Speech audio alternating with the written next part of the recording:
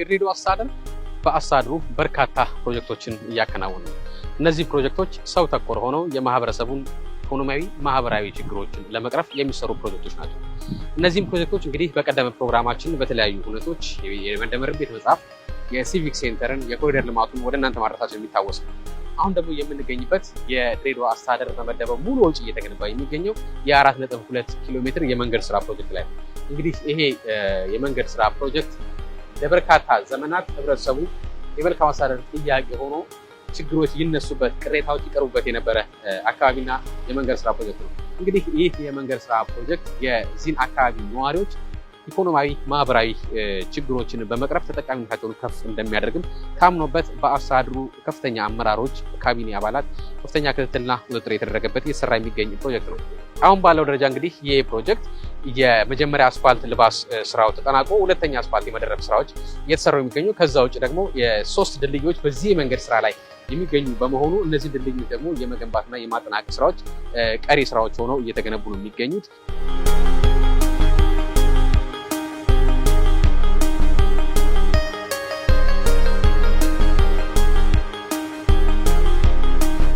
የመንገድ ስራ ፕሮጀክት ስንመለከት ከዚህ ከጀርባችን ይህን መንገድ ተያይዞ የድሬዳዋ አስተዳደር የሚያስተዳድረው የቅላድ ክላስተር ይገኛል።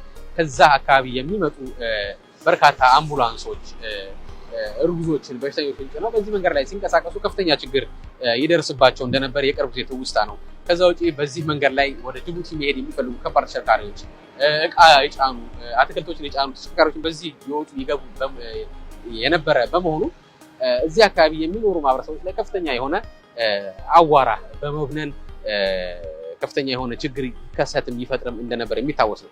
ይህን ሁሉ ችግር ሰብስቦ የዚህ የመንገድ ስራ መጠናቀቅ ችግሮችን እንደሚፈታ ታምኖበት በአስተዳደሩ እየተገበረ የሚገኝ ፕሮጀክት ነው።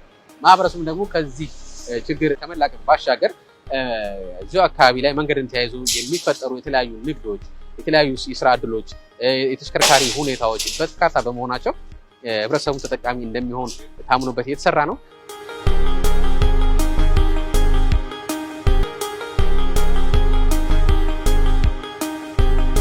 ይህ ፕሮጀክት በድሬዳዋ አስተዳደር ሙሉ ወጪ የሚገነባ ፕሮጀክት ነው።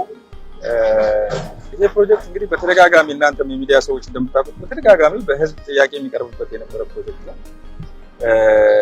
ፕሮጀክቱ ከሚያመጣው ፋይዳ ባሻገር እዚህ አካባቢ ያለው ማህበረሰብ ከፍተኛ ጥያቄ የነበረው ፕሮጀክት ነው። ስለዚህ ይሄ ፕሮጀክት በመሰራቱ አንደኛ ከባድ መኪኖች እንደምታያቸው በጣም በዛኛው መንገድ ዋናውን የጅቡቲ መስመር ለማግኘት በጣም ርቀት አለው። ይሄ ከፍተኛ የሆነ የማሳለጥ አገልግሎት ይሰጣል። የከባድ መኪኖች ደግሞ በተሳለጠ ቁጥር የገቢና ወጪ ንግዱ በከፍተኛ ሁኔታ ይሳለጣል። እንደ አካባቢ ብቻ ሳይሆን እንደ ሀገርም ትልቅ ፋይዳ ያለው ፕሮጀክት ነው። የአካባቢው ማህበረሰብም እንደምታዩት ይህ አካባቢ በጣም መንገድ ችግር የነበረበት አካባቢ ነው። ይሄ ፕሮጀክት በመከናወኑ ይሄ አካባቢው መንደር የአካባቢው ነዋሪ ኮምፕሊትሊ ሌላ ገጽታ ነው የሚኖረው እንዳያችሁት ማለት ነው። ስለዚህ ለአካባቢውም ለሀገርም እንደ ድሬዳዋም ትልቅ ፋይዳ ያለው ፕሮጀክት ነው። ብዙ በጣም ለውጥ አለው። ታውቃለህ ድሮ ፒስታ ነበረ፣ ባጃጅ ነዳት ያስቸግራል ነበረ። ከዛ ላይ አዋራም አለ። እንደውም መሰለህ ከቤት ሲወጡ ታጥቦ ይወጣሉ ነበረ። ከዛ ወደ ከተማ ሲወጡ ሌላ ድጋሚ ይታጥባሉ በአዋራ ምክንያት። መንገዱም ደግሞ ጭንቅም አለ። አሁን በጣም ለውጥ አለው በፊቱ።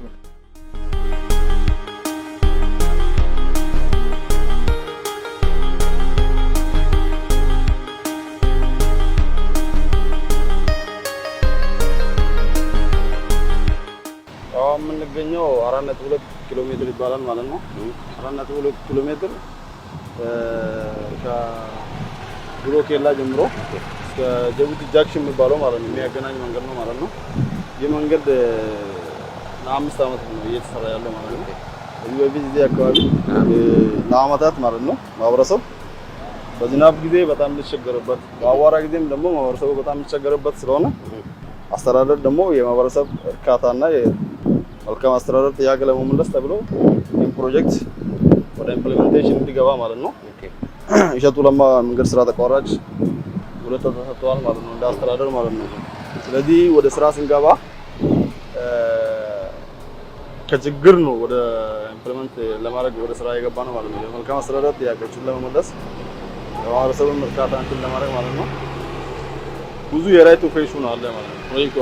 ፕሮጀክቱ የሁለት ዓመት ነው ሁለታው ማለት ነው። 5 ዓመት የወሰደበት ዋና ታርጌት ቴሌ፣ ውሃ፣ መብራት ምንም አይነት እዚህ አካባቢ ሶልቭ ያልተደረገም ማለት ነው። በአናቱ ነው የገባ ነው ማለት ነው። ስለዚህ ወደ ስራ ስንገባ ሁለት አይነት ችግር አጋጠመ። አንደኛ የዲዛይን ችግር ነው። ሁለተኛ ደግሞ የራይት ኦፍ ዌይ ማለት ነው። የዲዛይን ችግር ስል በ10 ሜትር ውርድ ነው መጀመሪያ ወደ ስራ የገባ ነው ማለት ነው። ስለዚህ በ10 ሜትር ኢምፕሊመንት እናደርጋለን ብለን ስንመጣ እዚህ አካባቢ ያለው ማህበረሰቡ ዋይ ኖት ይሄን ለምን አታሰፉልን ኤልዲፒ ላይ 30 ሜትር ስለሆነ በዛው ለምን አይሰራም ተብሎ ወደ 30 ስንገባም የራይት ኦፍ ዌይ በጣም ይበዛል እዚህ ተፈናቃይ ማለት ነው። ስለዚህ ሚኒማይዝድ በሆነ መልኩ ማለት ነው የተፈናቃዮቹም ሚኒማይዝድ በሆነ መልኩ በ20 ሜትር ውርድ ማለት ነው በካቢኔ ውሳኔ ተወስኖ ወደ ስራ ገብተናል ማለት ነው። ግን ወደ ስራ ከገባነው በኋላ ደግሞ እንዳልኩት የቴሌ የውሃ ከዚህ የሚፈናቀሉ ሰዎችን ለተከሰተ ሪሎኬት ለማድረግ በጣም ጊዜ ወስዷል ማለት ነው። ልክ እሱን ከጨረስን በኋላ ወደ ስራ ገብተን አሁን ሙሉ በሙሉ ማለት ነው ድልድይ አካባቢ በስተቀር ማለት ነው ድልድይ አካባቢ በስተቀር ሙሉ በሙሉ የ4.2 ኪሎ ሜትር ጨርሰናል የፈርስት ሌየር ማለት ነው። ስለዚህ አሁን ወደ ሰከንድ ሌየር ገብተናል። ያው ዛሬ እየሰራን ያለነው ማለት ነው። በአጭር ጊዜ ውስጥ ደግሞ የሰከንድ ሌየር ስራዎችን እንጨርሳለን።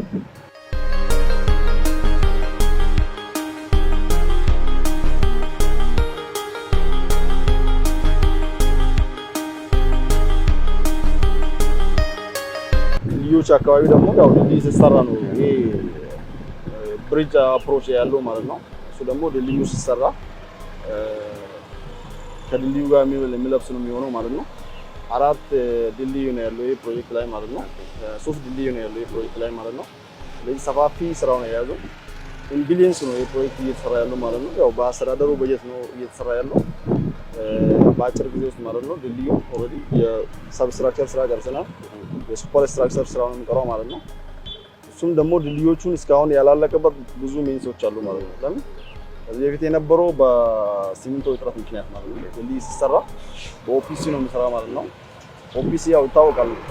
በኦፒሲ እጥረት ምክንያት ግዴታ ኦፒሲ መምጣት አለበት ብለን ሳይሆን ሚክስ ዲዛይን ሰርተን ማለት ነው በፒፒሲ እየሰራን ነው ያለው ማለት ነው። የሰብስትራክቸር ስራ ማለት ነው። የሱፐር ስትራክቸር ስራ ኦፒሲ ስለሚያስፈልግ ማለት ነው። እሱ ናሽናል ኦልሬዲ ተቀብለናል። እሱ እየተጠቀምን ነው ያለው። የሱፐር ስትራክቸር ስራ በቃ በአጭር ጊዜ ውስጥ አልቆ ማለት ነው ሙሉ በሙሉ ይህን ፕሮጀክት በአጭር ጊዜ ውስጥ እንጨርሳለን። ምናልባት ከዚህ ጋር ተያይዞ እንደ ድሬዳዋ አስተዳደር ከዚህ በፊት የተሰሩ መንገዶች አሉ። አሁን ለምንሰራቸው መንገዶች የጥራት ደረጃ፣ የዘላቂነት፣ የማህበረሰብ ተጠቃሚነት እንዲሁም ደግሞ ቀጣይ ለምንሰራቸው የጥገናም ይሁን የተለያዩ ነገሮች ዘመናዊ ሆኖ ምቹ ሆኖ መሰራት አለባቸውና ከዛ አንፃር አሁን ባለንበት ሳይት ላይ እነዚህ ነገሮች ከግምት ያስገቡ ስራዎች እንዴት ነው የተገበሩ ያሉት? አሁን ከዚህ በፊት የነበረው እና አሁን የመጣ በጣም ልዩነት አለው። ከዚህ በፊት የነበረው አሁን በስታንዳርድ የመጣ የኮሪደር ልማትን ስታንዳርድ ይዞ ነው የሚመጣ መንገዶች ነው አብዛኛው መንገዶች ማለት ነው። ከዚህ በፊት የነበሩ እንትኖች ሞር የራይት ኦፍ ዌይን የመፍራት ሂደት ነበረው ከዚህ በፊት የነበሩ ሂደቶች ማለት ነው። አሁን እንዳስተዳደርም የራይት ኦፍ ዌይ ሶልቭ በማድረጉ በኩል በጣም ጥሩ አበረታች ስራዎች ነው እየተሰራ ያለው ማለት ነው።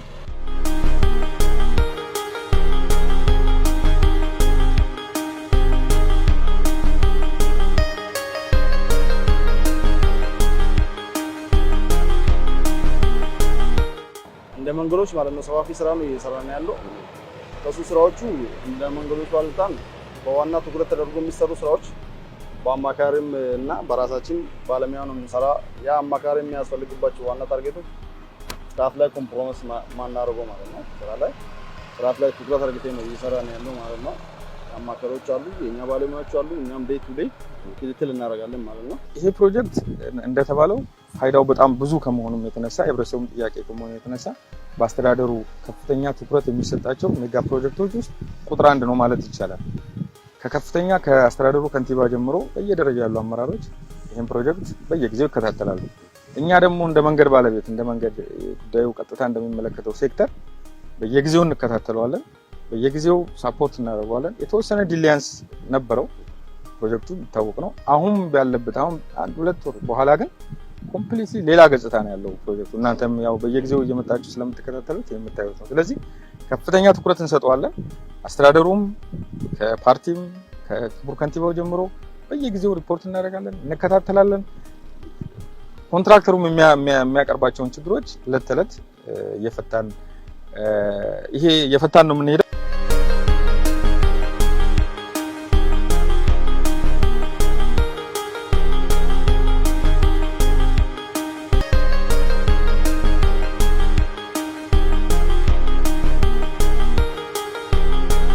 እንግዲህ እንዳልከው መንገድ ማለት በጣም ወሳኝ ነው ለከተማ።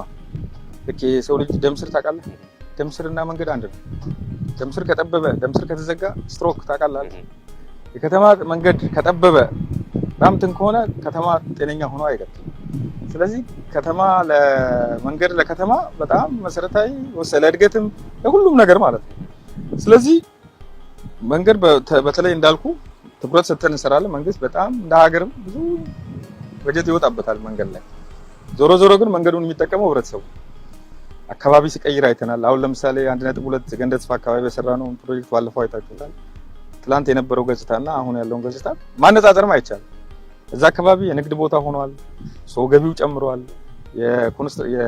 የትራንስፖርት ወጪ ቀንሷል። ይሄ ቀላል አይደለም። ስለዚህ ዞሮ ዞሮ የሚጠቀመው በዋናነት ህብረተሰቡ ነው። እንደተባለው ሀገር የሚያድገው በመንገድ ቢሆንም ትኩረት መንግስት መስጠት እንዳለበት ቢሆንም ግን ትልቁ ተጠቃሚ ህብረተሰቡ ነው። ይሄኛውም ፕሮጀክት ከ1.2 የገንደ ተስፋ አካባቢ ፕሮጀክት ተለይቶ የሚታይ ይሄ ሲጠናቀቅ የሆነ ገጽታ ነው የሚፈጥረው ለአካባቢው። ስለዚህ ህብረተሰቡ አንደኛ መንገዱን የእድሜው ባጭር እንዳይበላሽ እንዲጠበቅ ትልቅ አስተዋጽኦ ያስፈልጋል። ፖሊስ አቁመህ ደንብ አስከባሪ አቁመህ አትችልም። ህብረተሰቡ ይህንን በደንብ መጠበቅ አለበት፣ በደንብ መከታተል አለበት። አሁን አንዳንድ የምናያቸው ነገሮች አሉ። ባለፈው የታዘብናቸው ለማስተማር ሞክረናል። ህብረተሰቡም ቀና ምላሽ አለው። ግን አንዳንድ ባለማወቅም ይሁን እንትን የሚደረጉ ነገሮች አሉና ህብረተሰቡ መጠበቅ አለበት። የአካባቢው ነው፣ የራሱ ነው፣ ራሱ ነው የሚጠቀምበት። ስለዚህ ያለ ህብረተሰብ ተሳትፎ ደግሞ ልማት ብዙም እንትን ስላልሆነ እሱን ማድረግ አለበት። ኧረ በጣም አመሰግናለሁ ይላለሁ። እንዲህ በርታ ይላለሁ።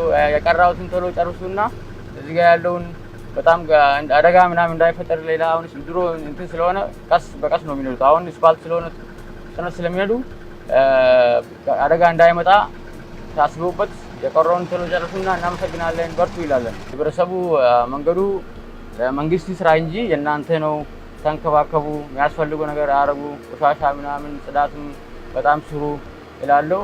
በርቱ በርቱ።